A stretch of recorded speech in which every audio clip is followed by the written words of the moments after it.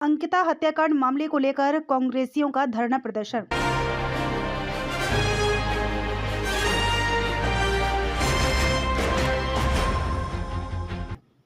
अंकिता भंडारी हत्याकांड को लेकर गदरपुर में कांग्रेसियों का गुस्सा सड़कों पर दिखाई दिया।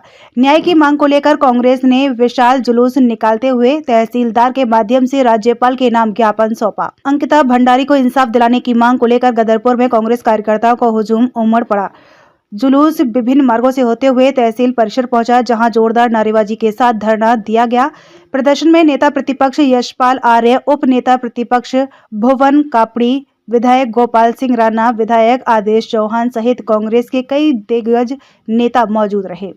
नेताओं ने सरकार पर मामले में ढिलाई बरतने का आरोप लगाया और दोषियों को कड़ी सजा दिलाने की मांग की। धरना समाप्ति के बाद कांग्रेस प्रतिनिधि मंडल ने तहसीलदार के माध्यम से राज्यपाल के नाम ज्ञापन सौंपकर निष्पक्ष जांच और पीड़ित परिवार को न्याय दिलाने की मांग की। इस दौरान प्रदेश में नई व्यवस्था को लेकर लोगों ने मुंडन भी कराया।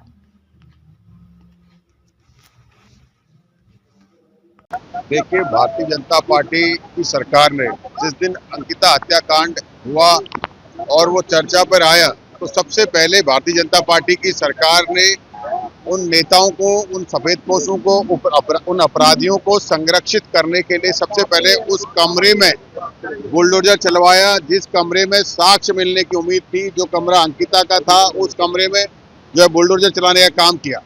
क्या जल्दी थी सरकार को उस रिजॉर्ट के उस कमरे में बुलडोजर चलाने की? फिर उसके बाद जब सब लोगों ने ये कहा कि सीबीआई जांच होनी चाहिए, तो सरकार ने सीबीआई जांच नहीं कराई।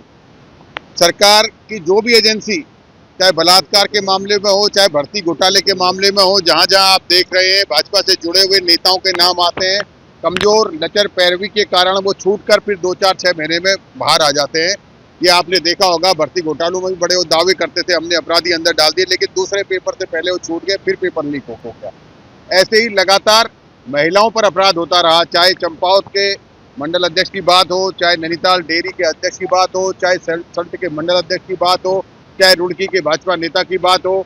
इन सब चीजों में कहीं न कहीं वो अपराधी छूट कर आ गए। तो प्रदेश की जनता ये जान रही है कि भारतीय जनता पार्टी अपराधियों को संरक्षण दे रही है। जब से सरकार बनी है, लूट, हत्याएं और हत्या के साथ साथ बलात्कार के मामले लगातार बढ़ते जा रहे हैं और सरकार की जो कानून व्यवस्था है वो बिल्कुल डगमगा गई है, अपराधी छूटकर आ जाते हैं। इसलिए सरकार की इस न्याय व्यवस्था पर, प्रदेश सरकार की न्याय व्यवस्था पर राज्य के लोगों को भरोसा नहीं रह गया।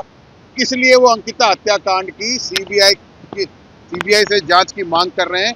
हाईकोर्ट के सिटिंग जज के नेतृत्व में उसकी सीबीआई जांच हो।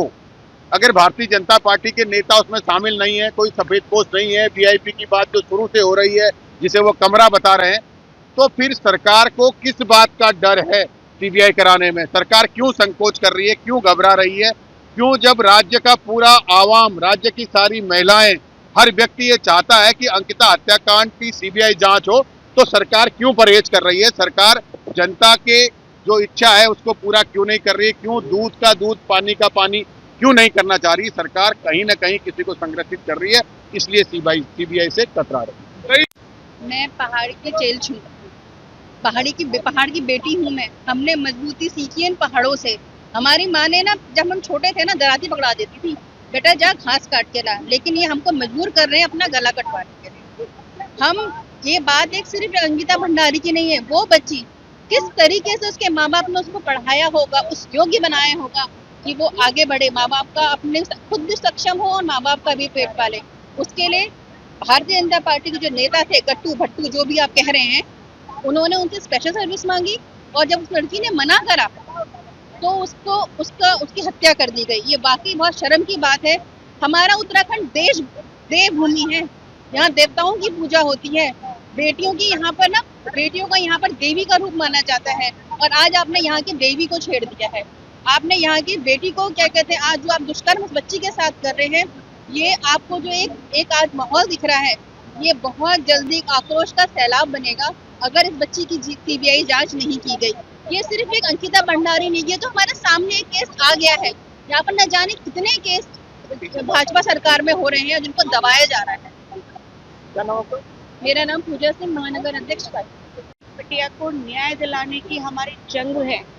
इस मामले को ठंडे बस्ते में डाल दिया गया था और ये सोच लिया गया था कि अब ये बल्कि एक बीजेपी के नेता ने तो कहा कि अब ये कार्यक्रम समाप्त हो चुका है, मतलब उनके लिए ये कार्यक्रम है।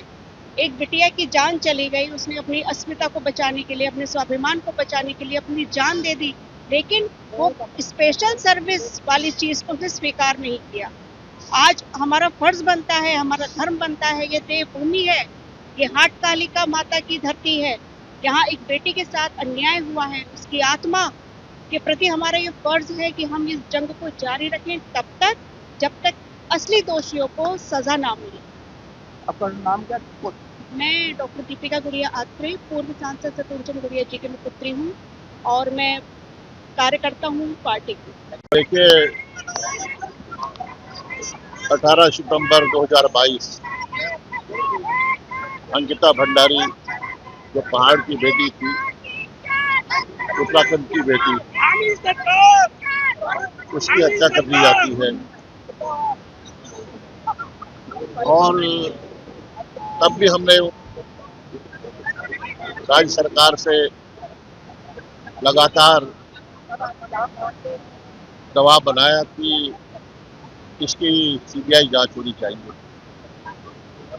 और सुप्रीम कोर्ट की निगरानी में होनी चाहिए। विधानसभा के जब भी सत्र हुए हैं, हमारे सभी माननीय विधायकों ने पुरजोर तरीके से सदन में इस मामले को उठाया और सड़क पर भी पूरे प्रदेश में एक अलग जगाने का काम किया। अंकिता भंडारी को न्याय मिले, उसके लिए हमने अलग जगाने का काम किया। यह हमारी जिम्मेदारी भी है और आज सच सामने आ चुका है। भारतीय जनता पार्टी के पूर्व विधायक स्पष्ट रूप से कह रहे हैं, उनकी पत्नी कह रही है कि इस मामले में जो स्पेशल सर्विस की मांग की जा रही थी अंकिता से और उसके ना कहने पर उसकी हत्या कर दी जाती है और उसमें जिस व्यक्ति का नाम पूर्व विधायक और पत्नी दे रही है वो नाम एक बड़ा चेहरा है उत्तराखंड का और उस चेहरे को बचाने के लिए, उस नाम को बचाने के लिए, उस महानुभाव को बचाने के लिए भारतीय जनता पार्टी सीबीआई जांच से टकरा रही है और ये साफ जाहिर हो चुका है कि पूरे प्रदेश में कि वो शख्स कौन है जिसने अंकिता पर अनैतिक दबाव बनाया और उसके ना कहने पर उसकी हत्या कर दी। ये जग जाहिर हो चुका है। तो स्पष्ट रूप से मैं कहना चाहता हूँ कि ये लड़ाई अंकिता के परिवार की नहीं है, ये पूरे पहाड़ की, पूरे तराई भाबर की लड़ाई है और हम स्पष्ट कहना चाहते हैं कि आखिरकार सरकार सीबीआई जांच से क्यों इनकार कर रही है। इस प्रदेश के मुख्यमंत्री क्यों खामोश है, मौन है, जबकि वो हर विषय पर पूरी प्रखरता के साथ अपनी बात को रखते हैं, लेकिन इस मामले में वो चुपचाप, उनकी चुप्पी स्पष्ट करती है वो किसी न किसी जो व्यक्ति का नाम उजागर हो रहा है उसको बचाना चाहती है।